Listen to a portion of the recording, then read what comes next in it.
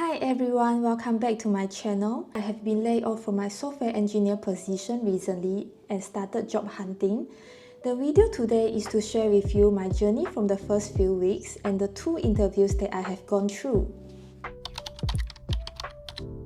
The night I was laid off, I felt super anxious. I set myself to open to work on LinkedIn and started applying for software engineer positions.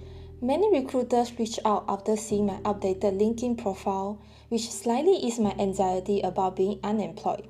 But I was even more anxious when some of them told me that the market is really bad right now. I hope they are just trying to make me lower my salary expectations, but I doubt so. So good news, I was shortlisted for 2 interviews in the first 2 weeks of my job hunt. Both of them are looking for backend developer focusing on .NET C# and relational database. So I have roughly 1 week to prepare for both of the interviews. I've been sacrificing my social life and hobbies just so that I can have more time to focus on my study. I don't really like it, but hoping that it will just be a short-term pain. One thing I like to do before an interview is to check Glassdoor for recent feedback on the interviews and the company. Taking Deloitte as an example, you can get an idea of the company culture and environment from the anonymous reviews left by the workers. The interview feedback from people who went through the process with them can also be quite useful. Usually, the exact questions are not listed, but you can get a rough idea of the topics the company focuses on. The first company is a global financial services firm. The JD emphasizes on building high-performance and low-latency application. So here are some of the questions that they have asked. How do you achieve high availability and low latency in your application? Manage memory cache for scalable applications. Class versus struct, dependency injection, dictionary data structure, and managing and debugging Kubernetes. I felt my performance was okay. I could answer most of the questions but miss out on some follows-up. He also asked about the decision behind using a particular tech stack for one of my past projects. Since the application has been up and running when I joined the team, I was not involved in the initial design phase.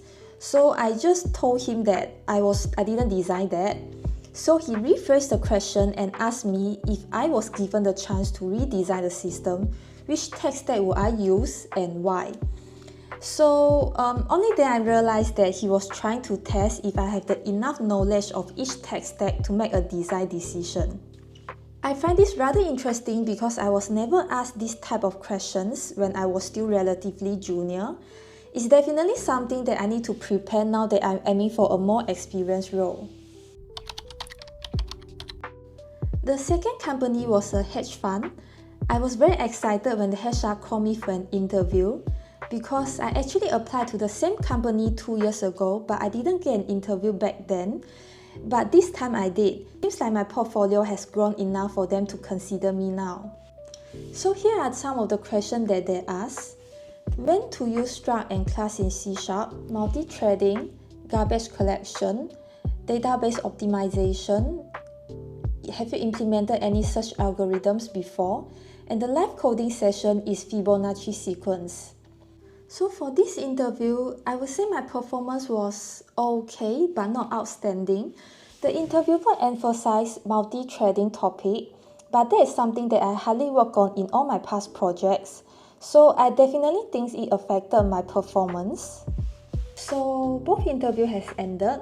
The second company has emailed me a few days after the interview to inform me that they have decided to not proceed with my application.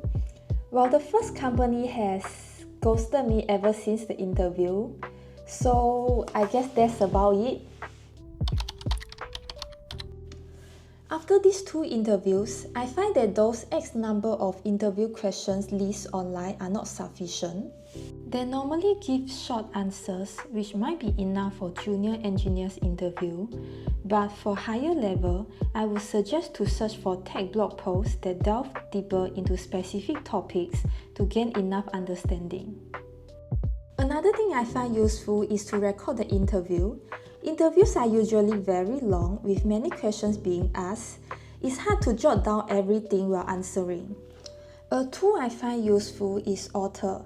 It can record the audio and provide a transcript after processing, making it easy to refer back to your interview questions. I also find it useful to revisit my answers after an interview to see how I can improve them. It's only been 3 weeks but I'm feeling rather uneasy.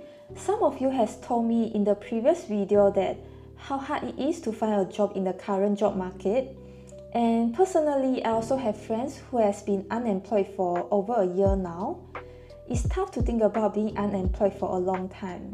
Thanks for watching. If you are also job hunting, hang in there. If you are also an engineer, tell me how you would tackle the interview questions I have shared. See you in the next videos. Bye bye.